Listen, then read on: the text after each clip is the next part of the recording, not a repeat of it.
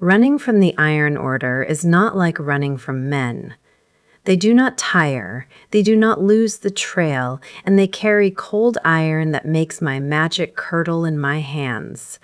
For 3 days, Silas and I fled north through bog and bramble, chained 30 feet apart, hating each other and depending on each other, which it turns out are not opposites at all.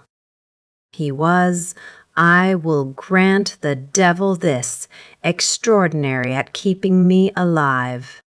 He knew how the Order thought, because he was the Order, where they'd set their snares, how they read a trail, when to move and when to go to ground in the black water and breathe through a reed.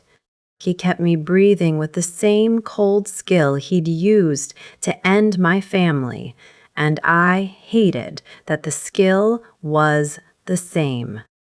I hated that the hands that had murdered my mother were the hands that pulled me out of a sinkhole when the peat gave way. Grief wants its villain simple.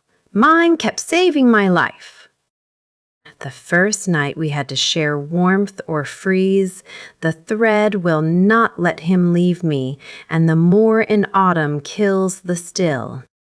So we lay back to back in a shepherd's ruin, an inch of cold air between a witch and her family's killer, both of us rigid, both pretending to sleep.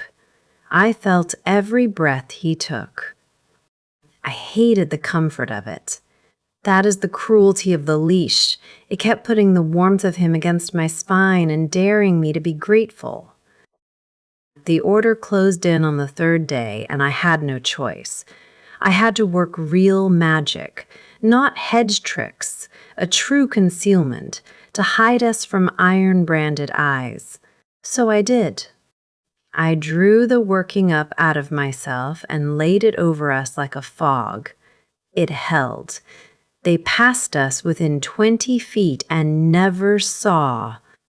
And when it was done, I reached for the thing I always reach for when I'm frightened. My mother's face, the way she looked, stirring a pot to steady me. And it was gone, not dimmed, gone. A smooth gray nothing where her face had been. I could tell you her hands, her voice, the smell of her. But her face, I had spent it. That is what Asheville magic costs. We are told it from the cradle, and we never believe it until the well takes something we loved. The concealment that saved our lives had been paid for with my mother's face, and I would never get it back. I did not cry where he could see. I am the last of my line. I do not perform my grief for the man who caused it. But Silas, cold iron. Silas felt it through the thread, the way he feels everything I feel now. He didn't say he was sorry. He knew better than to say he was sorry.